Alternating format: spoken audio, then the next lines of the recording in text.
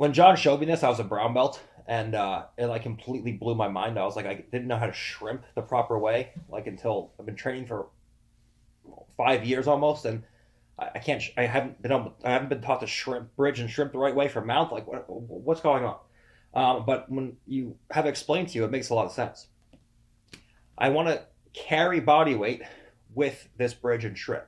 So when I bridge, I take my 2 feet into my butt, and now I start to bridge over a given shoulder, and my feet don't move. They stay in the same position they're in.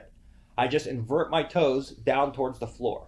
So I bridge over a shoulder like so, and now from here, I turn my toes down towards the floor, and I just tuck my elbow deep behind me like so. So now, if you're doing this, you can do it with a partner. Your partner should be able to come behind you and to sit on your hips. Okay? And you should physically be able to carry your partner's body weight on your hips like so. That's what you're looking for. So I bridge, and as I bridge, I shrimp, and I can carry my partner's body weight long enough to create space between their knees. So what you start getting from here, when you apply this in a real life situation, is I have to create space between my partner's knees. If I bridge and try to shrimp along the mat, you get this. But when I bridge and I can carry body weight, now when she goes to continue to mount me, I create space between my partner's knees, and I can easily bring these back inside and start to recover. So we're going to be looking at a couple different kinds of bridging and shrimping today per situation, depending on what my partner's doing. But understand, there's different kinds of bridging and shrimping. There's one where you go along the mat, and there's one where your hips come up off the floor, and you have to be able to support your partner's body weight through the shrimp long enough to exploit the space between their knees.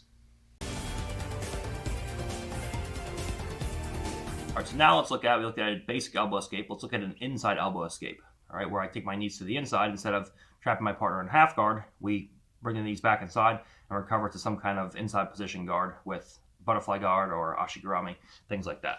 So this time my partner is going to be on top of me, whether it be with her hands on the floor. Usually your hands are going to be in the floor from here. And from here, I'm going to come in and take my elbow to the inside position. This time, I'm going to start bridging in a way that elevates my partner's hips where I can support body weight on her.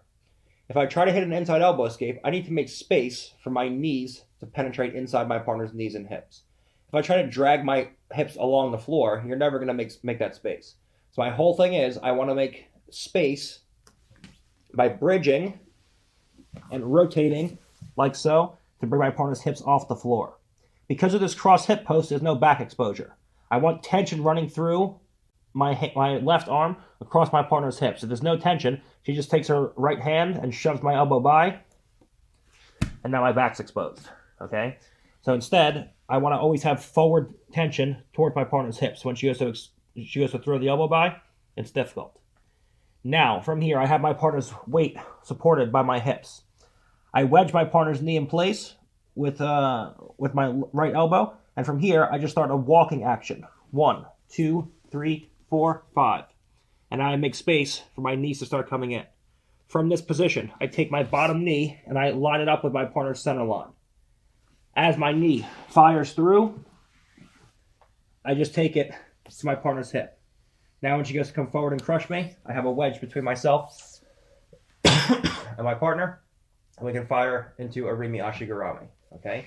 So, where you go for an inside elbow escape. She has me flattened out and bottom mount. We take inside elbow position and cross hip post. From here, we start to bridge into a situation where we can support our partner's body weight. When she gets to put her hips back down, I can support all of her weight. And now I just start a motion where I go to walk. She goes to bring her knees together. We just move out and away. Now my knee comes right to the middle, to the hip, and we can put ourselves into a Rimi Ashigurami. One more time with a different angle. She has hands on the floor. We steal the inside position. From here, she has feet just close together, hands on the floor, no cross face, no nothing. I give a strong bridge. And we move into a Rimi Ashigurami, ready to go into all of our favorite attacks.